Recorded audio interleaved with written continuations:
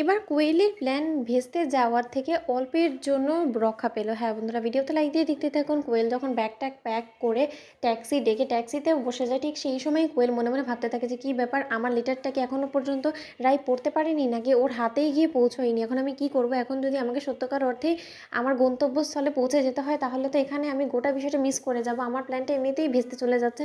এখন আমার কাছে নেক্সট প্ল্যান কী সেটাও তো আমার এখনও পর্যন্ত জানা নেই। আর দিয়াকে নিয়ে আমি কোথায় বা গিয়ে উঠবো? খুব তো বড় মুখ করে বলে ফেলেছি অনির্বাণের সামনে যে আমি আমার ঠিকানা নিজেই ঠিক করে ফেলেছি। এখন আমি কি করব? ওদিকে এটা বলতে না বলতে হঠাৎ করেই রাই যখন সেখানে এসে উপস্থিত হয় আর অনির্বাণকে বলতে থাকে যে অনির্বাণ, কোয়েল কোথায়? তখন অনির্বাণ রাইকে দেখে বলতে থাকে যে তুমি এতটা উত্তেজিত হয়ে রয়েছো কেন বলো তো? আর তুমি এরকম করে দৌড়তে দৌড়তে কোথা থেকে এলে বলো তো? তখন রাই বলতে থাকে সব বলছি তোমাকে, তুমি আগে বলো যে কোয়েল কোথায়? কোয়েল কি বেরিয়ে পড়েছে? তখন অনির্বাণ বলতে থাকে যে হ্যাঁ, কোয়েল তো এইমাত্র বেরিয়ে পড়লো, ওই যে দেখো ওদের ট্যাক্সিটা ওদিকে। এই কথা বলতে না বলতেই অনির্বাণকে গাড়ি নিয়ে রাই বলতে থাকে যে এক্ষুনি গাড়িটা স্টার্ট দাও, আমাকে কোয়েলকে এক্ষুনি আটকাতে হবে। এই কথা বলা মাত্র মাঝ পথেই কোয়েলকে আটকে দিয়ে রাই কোয়েলের ট্যাক্সির সামনে গিয়ে দাঁড়িয়ে পড়ে আর বলতে থাকে যে কোয়েল তুমি এক্ষুনি নেমে আসো। তোমার এত বড় আসপর্দা হয় কী করে যে তুমি তোমার এই ক্যান্সারের বিষয়টা আমার কাছ থেকে লুকিয়ে এরকম করে চুপিসারে তুমি দিয়াকে নিয়ে চলে যাচ্ছ? বলো তো কি গ্যারেন্টি আছে যে তুমি এখন সুস্থ আছো, যে তুমি কিছুক্ষণ বাদেও সুস্থ থাকবে? তখন দিয়াকে কে দেখবে বলো তো? তুমি একবারও আমাকে আমি বাড়িতে থাকাকালীন আমাকে বলতে পারলে না এই কথাটা? কিসের এত লুকোছুরি ছিল বলো তো তোমার? নাকি আমি তোমাকে এতটুকু ভালো রাখতে পারিনি যে যার ফলে কিনা তুমি আমার উপরে সম্পূর্ণরূপে বিশ্বাস হারিয়ে ফেলেছো বলো তো? তখন কোয়েল বলতে থাকে যে কি তুমি কী সব ভুলভাল বলছো বলো তো রাই? তখন রাই বলতে থাকে যে এই লেটারটার মধ্যে যা কিছু লেখা আছে তাতে কি বোঝা যায় বলো তো কোয়েল? তখন অনির্বাণ বলতে থাকে যে রাই কী সব বলছো বলো তো? তুমি শুধু শুধু ওকে আটকাচ্ছ কেন বলো তো? ওকে আটকালে আমাদেরই বিপদ বাড়বে। তখন রাই বলতে থাকে যে অনির্বাণ দোহাই তোমার, তুমি প্লিজ এতটা পাষণ্ড হয়েও না।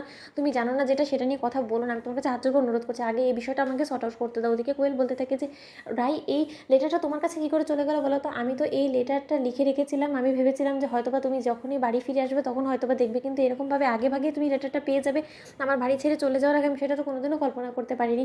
আমি খুব ভালো করেই জানি যে তুমি এই লেটারটা পড়ার পর আমাকে কোনো মতেই বাড়ি থেকে চলে যেতে দিবে না। তার জন্যই আমি তোমাকে প্রথমে বলতে চাইনি, কারণ আমি জানি যে তুমি কতটা নরম মনের মানুষ। তাই তুমি এইসব জানার পর কোনো মতেই আর সুস্থ থাকতে পারবে না। তুমি এরকম করে পাগলামো করবে রাই, প্লিজ আমি তোমার কাছে হাত জোড় করে অনুরোধ করছি, তুমি প্লিজ এরকম করে জেদ করো না, ছেলে মানুষই করো না। আমাকে যেখানে যাচ্ছি আমি, আমাকে যেতে দাও, আমি আমার মতো করে ঠিক সব কিছু নতুন করে গড়ে পিঠে নিব। তুমি আমার কথা একদম ভেবো না, তুমি শুধু আমার মেয়েটাকে দেখো।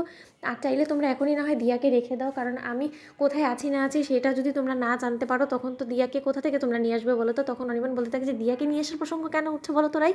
তখন রাই বলতে থাকে যে অনির্বাণ কোয়েল ক্যান্সারের আক্রান্ত, ও জীবনের শেষ দিনগুলো পার করছে, আর এই সময়টা আমরা ওকে কী করে একা ছেড়ে দিই এই একা শহরে, যেখানে কিনা আমরা খুব ভালো করে জানি যে এই শহরে ওর আপন বলতে একমাত্র আমরা আছি। তাই কোয়েল তোমার কোথাও যাওয়া হবে না, তুমি শীঘ্রই আমাদের বাড়িতে ফিরে চলো। চলো এক্ষুনি তুমি আমার সাথে বাড়ি ফিরে যাবে, আর কোনো কথা আমি শুনতে চাই না। তুমি ও বাড়িতে থাকবে, ও বাড়িতে ট্রিটমেন্ট করাবে। তোমাদের ভিডিও ভালো হলে লাইক এবং সাবস্ক্রাইব করতে ভুলো না।